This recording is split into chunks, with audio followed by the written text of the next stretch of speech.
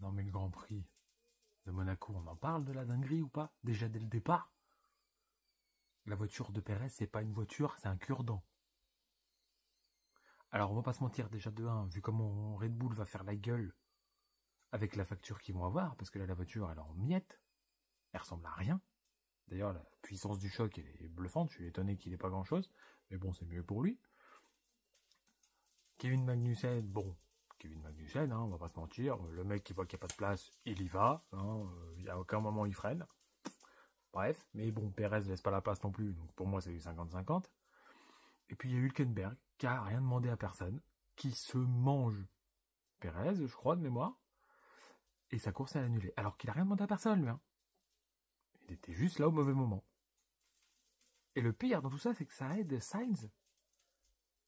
Parce que lui, il a fait de la merde aussi, enfin directement, il a fait de course.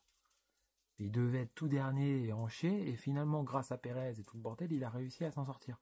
C'est quand même fort quand on y pense. C'est fou quand même. Mais le pire, et la plus grosse dinguerie du siècle, c'est les deux Alpines.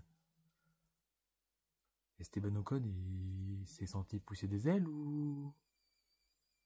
Il sait que Red Bull, c'est qu'une pub, ça n'existe pas. Le mec, il n'y a pas de place. C'est les deux Alpines, l'une à côté de l'autre. Tout le monde dit qu'ils vont se rentrer dedans. Eh ben, qu'est-ce qui se passe? Mais le pire, c'est qu'il y fonce.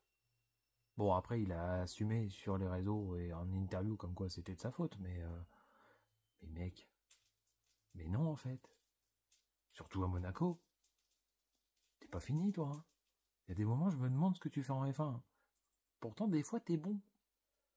Mais là... Oh. Et dernière chose, on en parle de la stratégie de Ferrari, de ralentir les McLaren pour que Russell remonte, pour que Norris n'ait pas d'arrêt gratuit, et que du coup, il n'en fasse pas, et que ça reste comme ça. Et de Carlos Sainz, qui arrive à faire ça pendant 78 tours.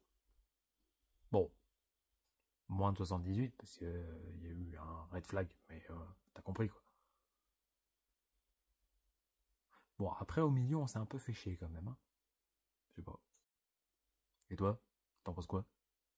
Abonne-toi.